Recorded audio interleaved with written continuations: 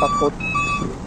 Diretso ng top coat kasi concrete naman yung lalatagan ng base course. Kaya top coat na ang in-apply.